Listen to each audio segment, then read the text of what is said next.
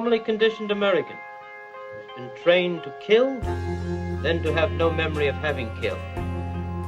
Without memory of his deed, he cannot possibly feel guilt, nor will he, of course, have any reason to fear being caught. The brain has not only been washed, as they say, it has been dry cleaned. Hello everyone, this is Dan Dix reporting for Press for Truth TV. The use of propaganda, along with the manipulation of the education system and the mainstream media, has for the longest time been used as effective and practical tools by the elite of the world to control the masses. Throughout history, they have been studying the human mind in an effort to not only learn more about what makes us tick, but more importantly, how they might become the timekeepers. Shortly after the Second World War, the Canadian government, along with members of the Central Intelligence Agency, engaged in the now infamous Project MKULTRA, which specialized in experiments on the human mind in an effort to learn how to gain more control over people. This started in 1949 under Project Bluebird and was later renamed Project Artichoke in 1951. By 1953, the CIA began the creation of MKUltra. Intelligence is nothing really other than information and knowledge. For the days of Socrates, by various methods, and even before that, mankind has been seeking knowledge of everything that influences his own life or the life of the nation to which he belongs. But the idea that it is necessarily nefarious, it's always engaged in overthrowing governments, that's false. At no time has the CIA engaged in any political activity or any intelligence activity that was not approved at the highest level. In order to understand the relevance of these experiments, we must first look back to a time before the Second World War, when during the 1930s, the Russians were conducting trials against enemies of the state. These were referred to as show trials, and many of the people were found guilty of being counter-revolutionaries and were subsequently put to death. Many of these people admitted their own guilt without putting up much of a fight, and so the Americans believed that the Russians had figured out how to manipulate and control political dissidents to their own design. During the Second World War, the Nazis also engaged in their own brainwashing experiments, and following the war, as a part of Operation Paperclip, the US government began smuggling top Nazi scientists out of Germany through the Rat Line to Rome.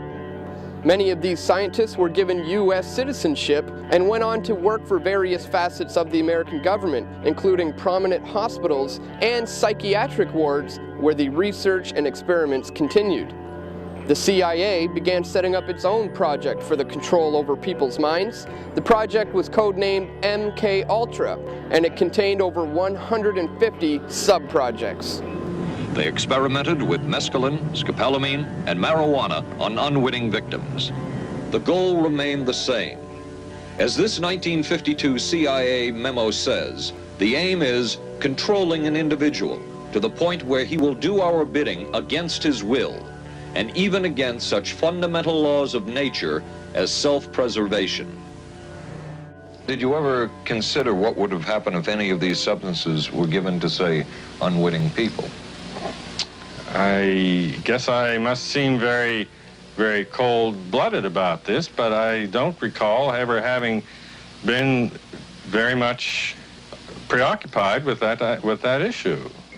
Tell me about the acid. I'd rather not. It's a bad trip. It's a bad trip. That was a bad trip. The pain was so excruciating. Felt like somebody was sticking me with 1,000,000 pins. You know, just everywhere. Oh, it just...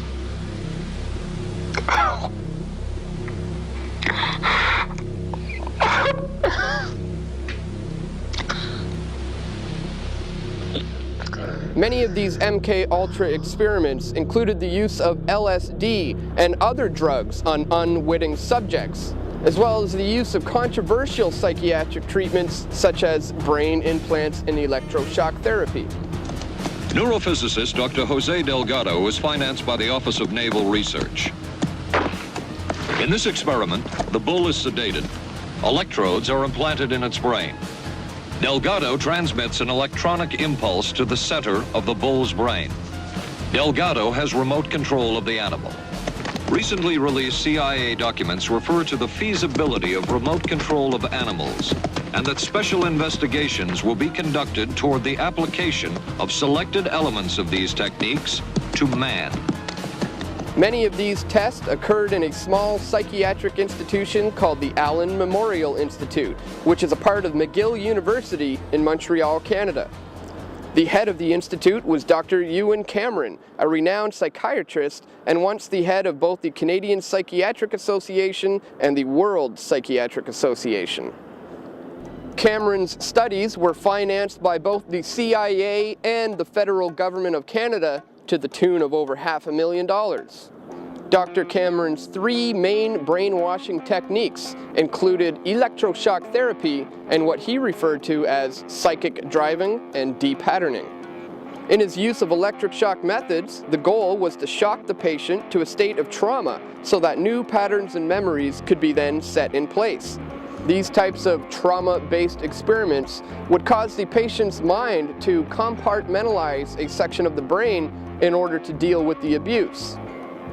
Cameron believed that it is within the creation of this new compartment that new information can be inserted without the patient having knowledge of it.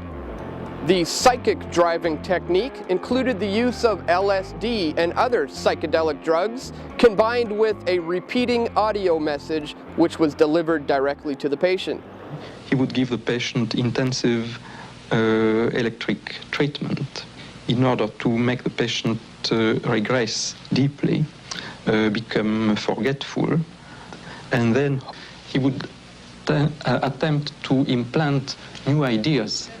The next step was what he called psychic driving. This involved almost endless tape-recorded messages and more drugs for the patient. Cameron wrote that this was the way to make direct controlled changes in personality. I was aware of the speaker under my pillow. I was aware of the words. Which were? You killed your mother. You killed your mother? Yeah.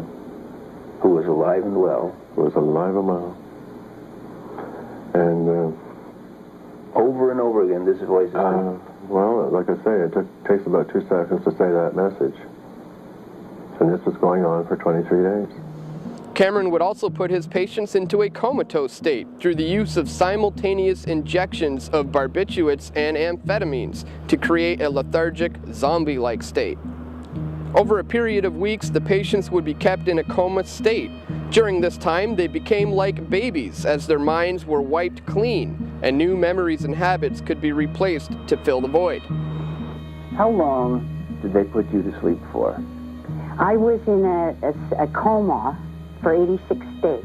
86 days of unbroken sleep. Yeah. Total comatose state. The theory was simple. Erase a disturbed mind and start all over again. One of Dr. Cameron's colleagues at the time was Dr. Peter Roper.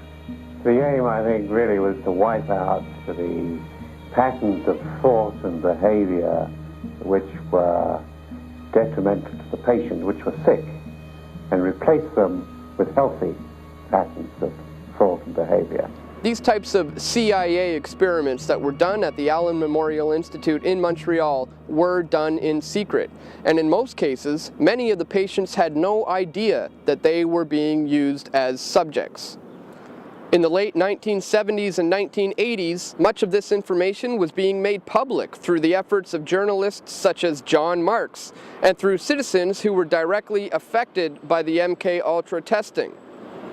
The Canadian government and the CIA were eventually sued for taking part in the illegal experimentation of American and Canadian citizens. Ottawa actually helped suppress a key piece of information, evidence that CIA officials at the U.S. Embassy had actually apologized to the Canadian government when the CIA experiments were first revealed. Jim Turner is still flabbergasted. You got to understand how important these apologies and expressions of regret were. This is an admission. This is legally admissible in court because it is one of the parties to litigation saying, I did something wrong and I'm sorry I did it. That is prima facie evidence of negligence and of wrongdoing that goes a long, long way to bringing the case to a timely conclusion instead of the protracted 10 years of litigation that we had. Although the MKUltra projects were said to have ceased in 1964, the study of human behavior continues to this day. Some of the information that was learned during the MKUltra projects are being put in use today by police interrogation and military interrogation tactics at places like Guantanamo Bay in Cuba. One of the most effective tools of brainwashing is the use of repetition, which is the primary function of the mass media in order to manipulate the masses. Remember that knowledge is power, and the more that we know about our own history, the better prepared we can be for our future.